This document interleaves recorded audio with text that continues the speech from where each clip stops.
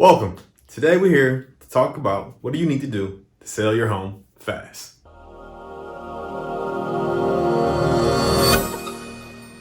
Welcome back everyone, it's EricHarris, your veteran realtor, and thank you for coming in today so we can talk about how to sell your home fast.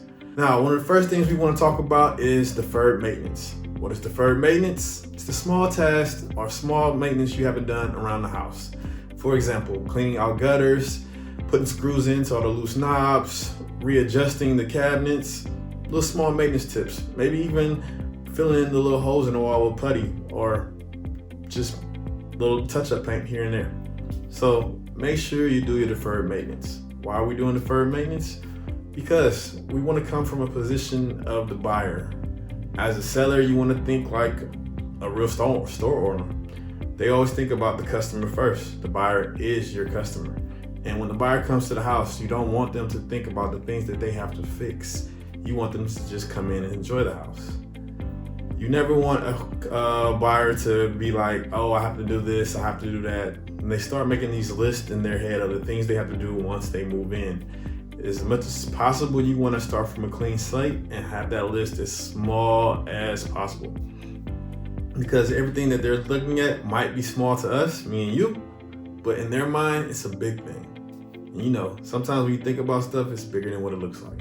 So, deferred maintenance. Make sure you get rid of those little small tasks, that list your wife probably made for you. Make sure all that's done before you put the house on the market. And that will lead us into step 2, decluttering. By decluttering, this kills 2 birds with 1 stone. It helps you and it helps the buyer.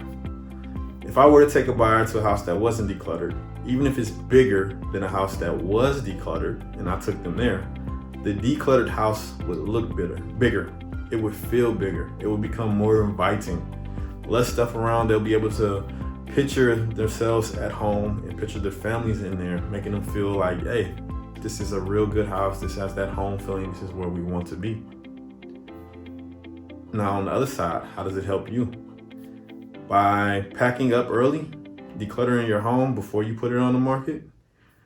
This allows you to figure out the things that you want to throw out, the things you want to sell on offer up, and the things you want to keep.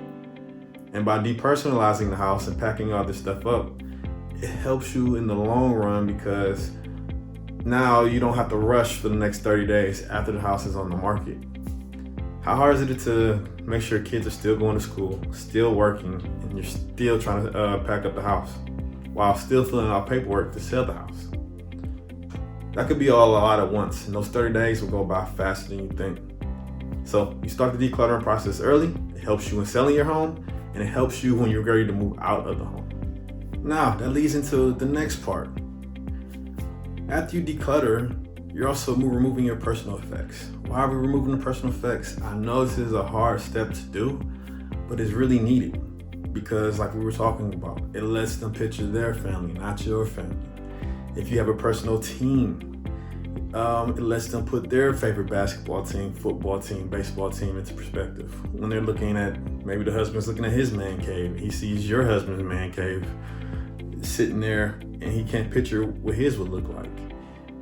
It also, I know this might sound stupid, but a lot of times if you have a big rivalry and people are die-hard fans, when they look at your house, it might set them off.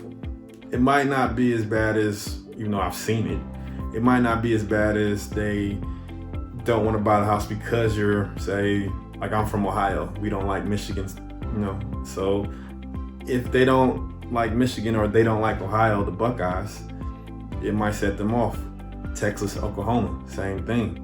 Even if they don't like you that much because of the team you pick, subconsciously it puts them in a bad mood and doesn't let them picture the house the way that they should, in a calm, happy, great mood. So make sure you unpersonalize everything, put all your personal effects up, and put it in the first box, you know what I'm saying? So therefore, as soon as you get there to your new home, it's the first box that you open. Now, by removing your personal effects and decluttering, it leads us into the next step. Let's hire a professional cleaning company. I know, you do a great job of maintaining your home. You're doing a great job of cleaning. But it's something about professionals when they do it on a constant basis, a daily basis, that when they do it, everything looks brand new, it's sparkling. They reach stuff you don't want to, they reach stuff you don't see or maybe forgot about. Like the grease behind around the oven. A lot of times you don't want to spend all that time scrubbing it. Let a professional do it. Put a little bit of money into a professional cleaning company, and your house looks brand new once again. Like, you can't beat that effect. So when the lights hit the brand new looking house, everything is great. Plus, do you really want to clean the whole house while trying to take care of your family, work? You come home tired. I know a lot of times I come home, I don't feel like cleaning up. I do, but trying to make your house sparkingly clean, that's like one of the things I do on a weekly basis. Like on Sunday when I have nothing to do, I'll clean the whole house or spring cleaning. That's what professionals do on a daily basis. So hire a professional cleaning company.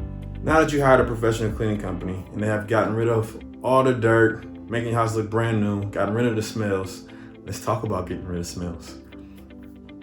One of the hardest things for pet lovers to do is to let somebody babysit their pet. I know, it's your fur baby, he's part of the family, your cat, your dog. They're a part of this home, they're a part of you. So it's one of the hardest things to do. But if you have a fur baby, you probably have a good friend who also has one, and they can go stay with them for 2 weeks.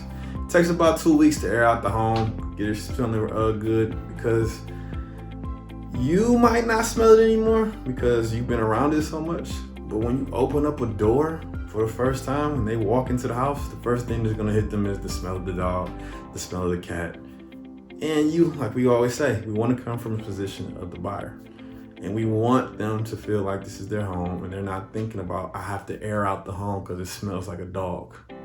We want them to come in with a clean slate and say, hey, I cannot wait to move into this house. It smells great. We got air fresheners everywhere. One of those vape air fresheners, they are the best. Every time I go into a house like that, they smell wonderful. I feel like I'm at home. It puts me in a better mood. So if possible, doesn't have to happen, but if possible, I highly recommend that you let your dog go stay with a family, friends, or just let them stay outside for like 2 weeks to air out the place and get the vape machines in there to make everything smell good. Now, let's talk about curb appeal. First impressions are everything. When you first meet somebody, your first impression is what you see. Before you even talk to them, you have a thought in your head of what they're gonna be like. When you first pick up a book, don't judge a book by its cover, but everybody does. It lets you understand, like, yo, what is this book gonna be about? What is this gonna be? So why wouldn't it be the same for home? When somebody walks up to your home, the first thing they're gonna see is your yard. They're gonna look outside, and the first thing they're gonna say is, man, I'm gonna have to clean up this yard. I'm gonna have to do all this. I'm gonna have to cut the grass. I'm gonna clean up the dog poop. Hire a professional landscaper. They'll have your yard sparkling clean, looking brand new, hedges cut, saves you time. I know, I've been saying this a lot, but it's all about saving you time and helping the buyer. These are the number 2 things I'm always looking for when trying to sell your home fast. Make sure you hire a professional landscaper, or make sure you do the best job possible and just have that yard looking fabulous. Hedges cut, the edges on the yard after you mow it. Make sure all the dog poop is out the yard. I actually have someone who comes through, charges about $40. They'll clean up the whole yard of dog poop. You might have a tenant, who knows? But these are the great things that can help sell your home fast. So curb appeal. Make sure the yard is done, hedges are cut, trees trimmed, yard trimmed. Make that grass look good. Now, if you want more tips, make sure you click the link below. We have a guide for you that we'll send out right away. So therefore, you have every tip possible. It's about 97 of them that can help you sell your home fast. Thank you, and make sure you hit the subscribe button so you can get more tips like this and be notified right away. Have a great day. It's your Veteran Realtor signing out.